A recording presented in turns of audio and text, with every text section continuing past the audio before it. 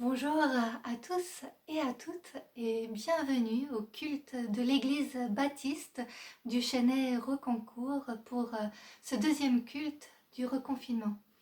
Là où vous êtes, je vous invite à tourner votre regard vers Dieu, à préparer votre cœur, à pouvoir louer Dieu et l'adorer de tout votre être, de tout votre cœur, de toutes vos pensées.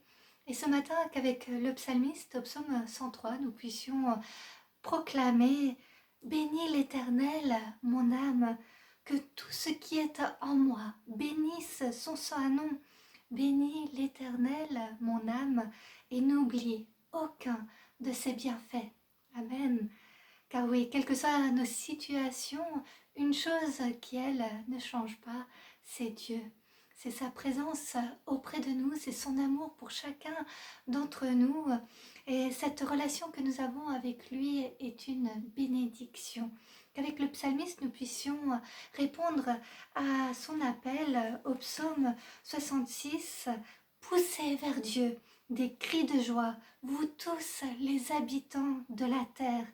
Chantez la gloire de son nom, célébrez sa gloire par vos louanges. » C'est ce que je vous invite à chanter par les prochains cantiques, offrant un palais de louanges à notre Dieu Tout-Puissant, lui qui est amour.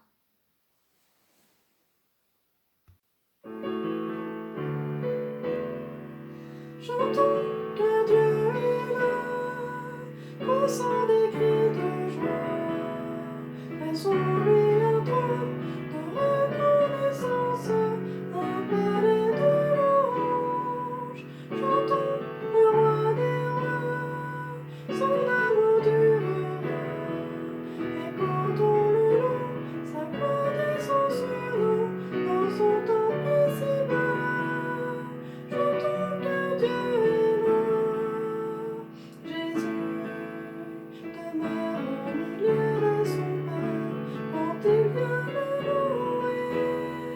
Nous sommes tous assemblés pour l'adorer avec nos instruments.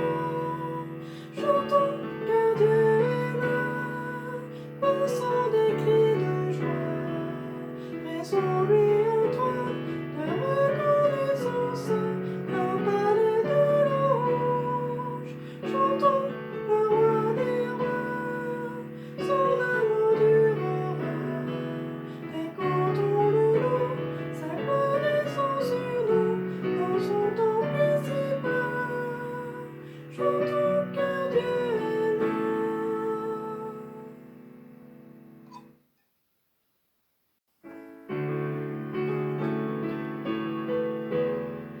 Car Dieu est un Dieu puissant et vrai, dans son salut avec sagesse, oui, Dieu est un Dieu puissant. Car Dieu est un Dieu puissant et vrai, dans son salut avec sagesse, oui, Dieu est un Dieu puissant. Car Dieu est un Dieu puissant et vrai, dans son salut avec sagesse. Oh oui, Dieu est un Dieu puissant. Oui, Dieu est un Dieu puissant.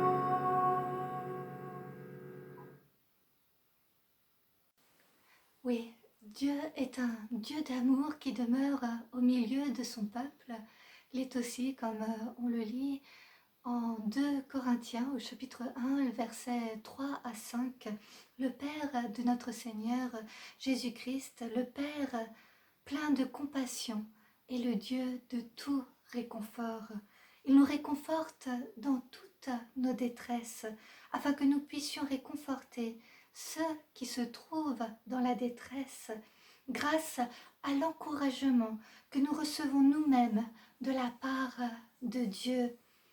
En ces circonstances de reconfinement, en ces temps qui peuvent être décourageants ou éprouvants pour certains, qui peuvent être remplis d'inquiétude aussi pour d'autres face à ces lendemains auxquels nous devons faire face, je vous invite à placer votre confiance en Dieu, que cette prière de Douglas Nelson puisse être d'un encouragement, d'un réconfort pour vous, pour vos proches, pour notre pays, pour notre monde. Prions le Seigneur. Ô Dieu de toute consolation, béni sois-tu. Tu nous consoles dans nos afflictions. Par cette consolation, tu nous rends capables de consoler à notre tour. Nous te confions les personnes en détresse, vulnérables, démunies, endeuillées, souffrantes, exilées, déracinées, victimes de violences en tout genre. Entoure-les de ta bienveillance, mets sur leur chemin des sœurs, des frères en humanité, disponibles et capables de leur apporter un encouragement pour les aider à traverser les épreuves. Nous te confions les puissants et les responsables politiques, rends-les attentifs et efficaces pour soulager la misère humaine. Conduis chaque chrétien, chaque citoyen à exercer sa responsabilité pour sauvegarder les libertés de nos fragiles démocraties. Que ton règne vienne et que ta volonté soit faite. Amen. Amen.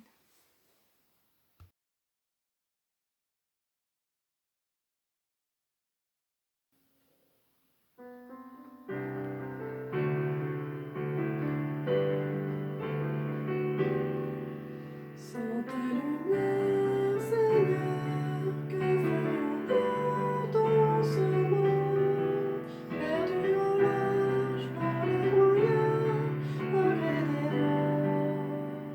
Sainte lumière, Seigneur, où irons-nous dans ce monde? La mer est immense, sans ta présence, que ferions-nous? Comme un phare dans la nuit, tu brilles sur tes enfants. Tu guides leur pas au cœur de ton amour. Comme un phare dans la nuit, tu brilles sur tes enfants. Tu nous guides leur pas au cœur de ton amour. Sans ta lumière, Seigneur, que serions-nous dans ce monde en perdition, sans direction, cherchons la voie? Sans ta lumière, Seigneur, où irions-nous dans ce monde? Que décider, qui écouter, que ferions-nous?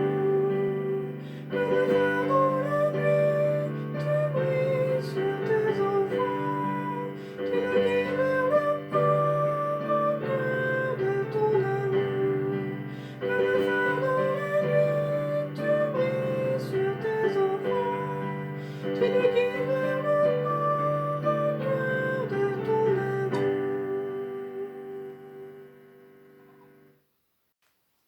Oui, sans ta lumière, Seigneur, que ferions-nous dans ce monde? Mais comme un phare dans la nuit, tu brilles sur tes enfants, tu nous guides vers le port au cœur de ton amour. Comme il est écrit au psaume 27, verset 1, que nous puissions proclamer « L'Éternel est ma lumière et mon salut. De qui aurais-je peur? L'Éternel est le soutien de ma vie. Qui devrais-je redouter ?» Et qu'ainsi donc nous puissions tout autant proclamer avec le psaume 18 « Je t'aime, Éternel, ma force éternelle, mon rocher, ma forteresse, mon libérateur, mon Dieu, mon rocher, où je trouve un abri, mon bouclier, la force qui me sauve, mon rempart. Amen. » Oui, car en notre monde qui change jour après jour, une chose, elle est sûre, Dieu, lui, ne change pas. Dieu est fidèle et nous pouvons nous appuyer jour après jour sur le roc qu'il est. Et c'est ce que je vous invite à chanter, à proclamer, à faire vôtre cette prière par le prochain chant. Dieu fidèle.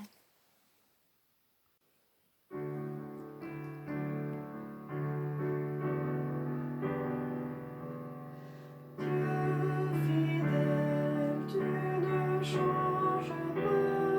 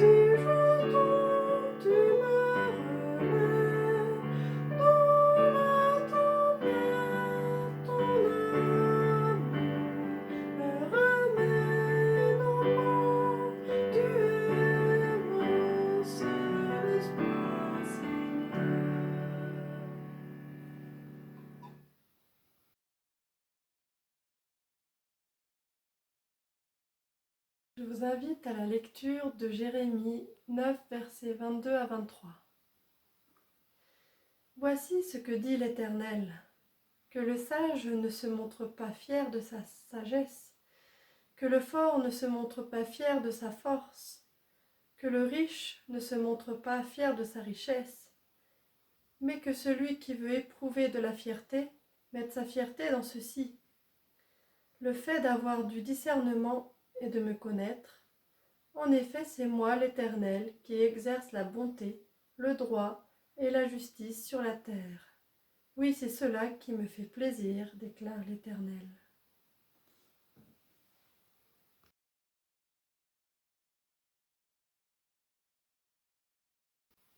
Les médias aiment nous parler des célébrités, des stars de cinéma, des chanteurs, chanteuses, des sportifs, des politiciens, surtout les millionnaires.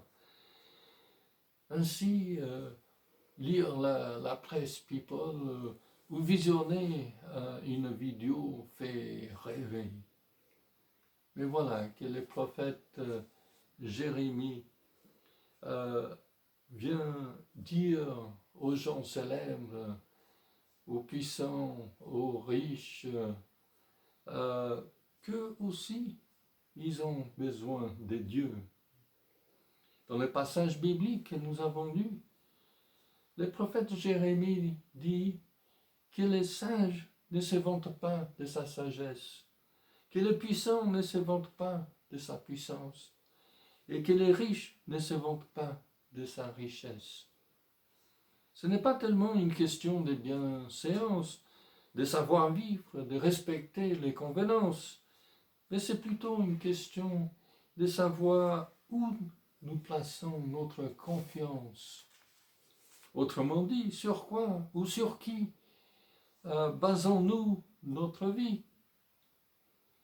Les très intelligents, les puissants, les riches tombent facilement dans le piège des pensées qu'ils suffisent à eux-mêmes, des pensées qui ne dépendent que de leurs propres talents, forces et ressources, tout en oubliant que nous sommes tous interdépendants, que nous dépendons tous de Dieu. Précisons que le fait d'avoir de la sagesse, d'avoir le pouvoir ou des richesses, ce n'est pas un mal en soi. Le problème, c'est quand toutes ces choses nous empêchent d'établir une relation avec notre Créateur. C'est ainsi facile de manquer les coches de la vie. Cette vie avec Dieu, la vie éternelle. Alors le prophète nous dit, si quelqu'un veut se vanter, qu'il se vante de ceci, d'être assez malin pour me connaître Dieu. Oui, c'est possible. C'est ça la bonne nouvelle. Et comment est ce Dieu dont nous parle le prophète Jérémie et dont nous parle toute la Bible? Dieu nous dit dans la Bible, j'agis avec amour, justice et loyauté. Oui, Dieu est amour, Dieu est juste, et il requiert de nous que nous agissons, nous aussi, avec bienveillance, justice et droiture. Le Dieu qui nous révèle la Bible veut que nous pratiquions la justice, pour que nous puissions vivre dans un monde d'amour et de justice. L'amour est le but, et la justice est le moyen d'y arriver. Évidemment, quand on regarde la réalité autour de nous, nous voyons que nous avons beaucoup de progrès à faire.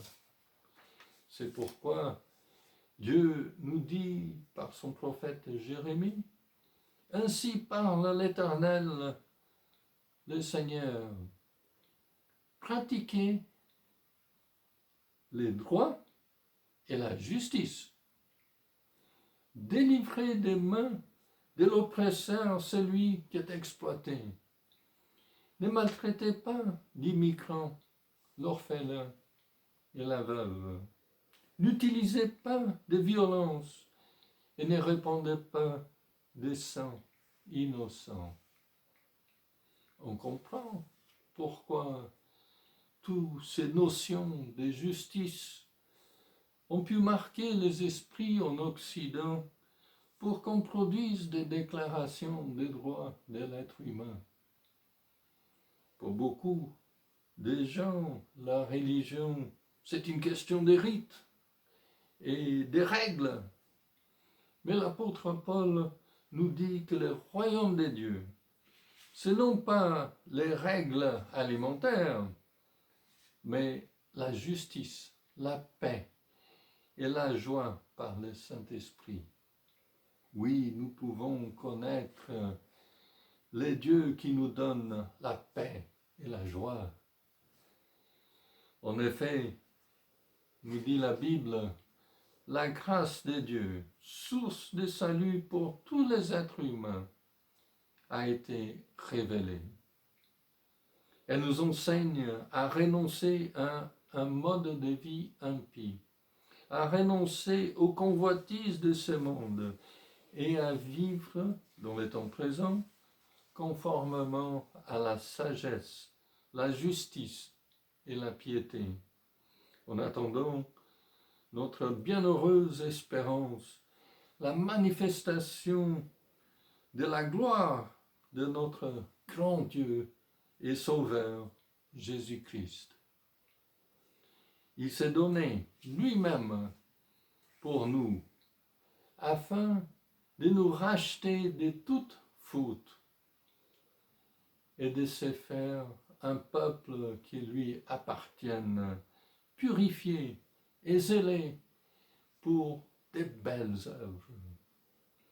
Oui, Dieu nous a sauvés, nous a transformés, nous a donné une vie nouvelle et abondante.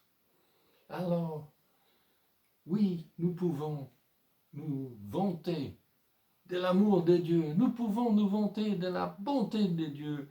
Oui, nous pouvons nous vanter de Dieu. Amen.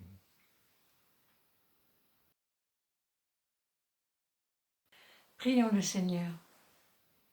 Ô Seigneur, béni sois-tu pour ton immense bonté, pour l'amour que tu nous manifestes, malgré nos imperfections et nos manquements. Garde-nous de nous confier en nous-mêmes et aide-nous à regarder à toi jour après jour.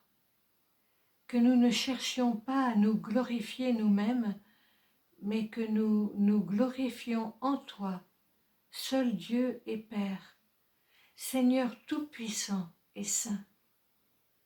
Nous te remettons notre monde en plein bouleversement et nous te demandons de nous aider à y semer des graines de paix et à y tisser des chaînes d'amour entre les hommes et les femmes que tu mets sur notre chemin.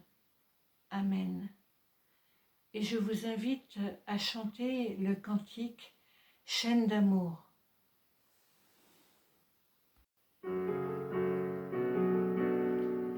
Nous sommes unis dans la famille, car Dieu nous lie à toujours par une chaîne d'amour. Concitoyens, nous sommes les siens, car Dieu nous lie à toujours par une chaîne d'amour.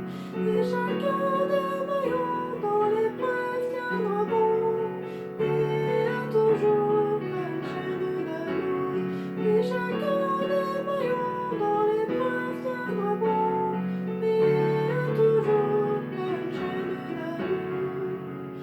Nous sommes unis dans la famille, car Dieu nous lie à toujours à une chaîne d'amour. Concitoyens, nous sommes les siens, car Dieu nous lie à toujours à une chaîne d'amour. Et chacun des maillons dans l'épreuve tiendra bon, lié à toujours à une chaîne d'amour. Oui, chacun des maillons dans l'épreuve